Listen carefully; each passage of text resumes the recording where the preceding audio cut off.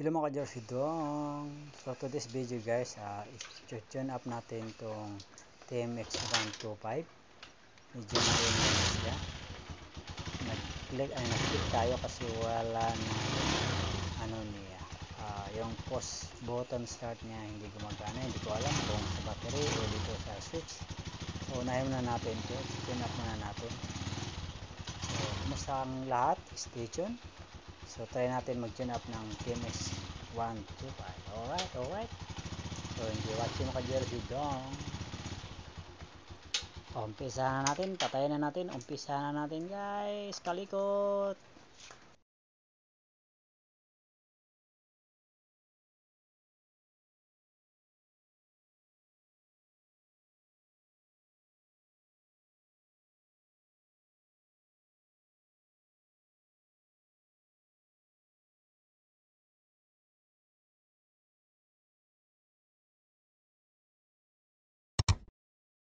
So pagtanggal guys, medyo maskip yung area. Itong hose natin, tanggalin din natin yung hose na yan. Para itulak natin papuntang nakakadang side. Maskip yung area guys tumatama dun sa babaw. Sinabi ko yung hose, nahirapan ako guys, tinanggal ko na lang lahat. Ayan, ito na yon. Tinanggal ko na lang kasi nahirapan ako tigas yung hose bunutin kung hindi siya tatanggalin. So ang ginawa ko, tinanggal ko na lahat. Ito yung hose, ito yung isang hose natin.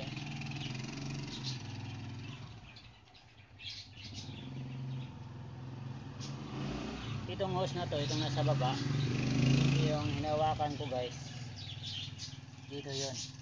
Ito siya, itong hose na to, itong hose na to. So yan na.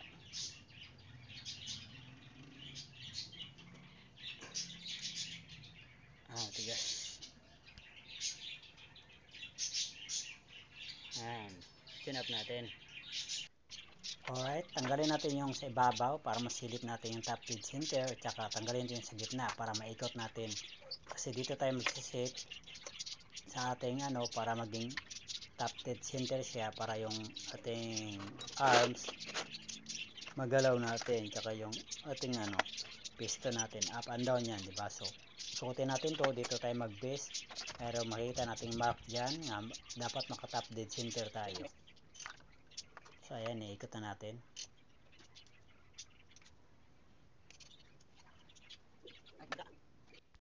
So guys, may situation guys, ang nakalagay is dalawang guhit lang.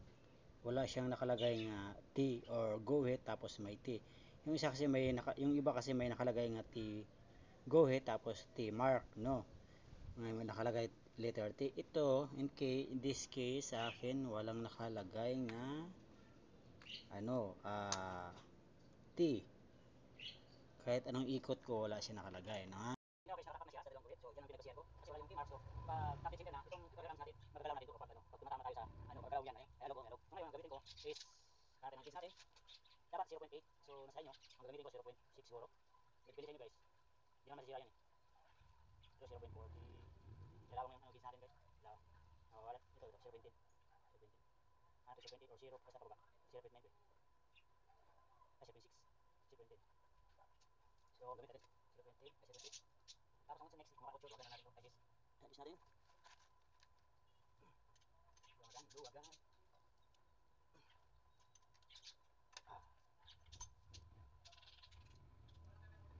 Guys, kung makita mo yung gauge mo, kung anong gusto mong ilagay sa gauge or anong size, gaano ka, yung gap. So, una, luwagan mo yung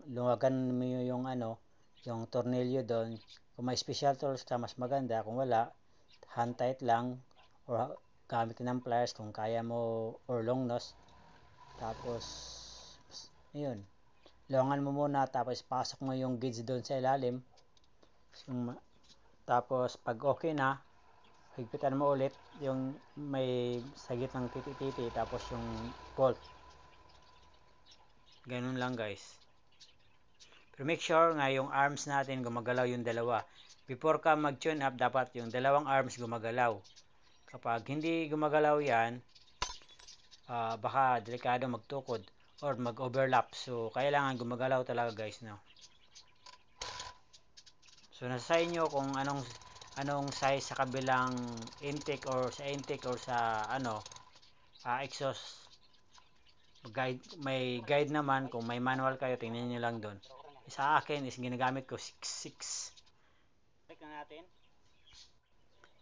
Na-adjust na natin guys. So ibalik na natin yung ating cover. Alright. So, wala kayong kaligaw-ligaw sa mga bolt guys kasi konti lang yung bolt, tsaka yung position hindi mo mailagay kapag magkabaliktad.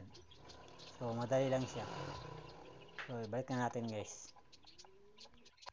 Guys, if you like my video, please subscribe, Jerry Sidong, at huwag kalimutan i-like and share na rin kung nagugustuhan niyo po yung ating mga content natin sa ating YouTube channel. Maraming salamat. Thanks. Stay safe mga idol dahil may bagyo ngayon. By the way pala sa mga expert dyan, if wrong yung pinagagawa ko dito, please comment and advise me how to tune up. Okay? Maraming salamat. Yan, binalik natin host. Balik natin yung cover guys, tapos yung host na. Kasi tinanggal natin yung host guys din eh. Yan. Balik natin lahat-lahat para ready to start natin maya. Ayan. Nilinis ko muna yung yung saan nakakabit yung host kasi medyo nag white siya o marumi na. Ayan, balik na natin mga idol. Shoutout sa lahat.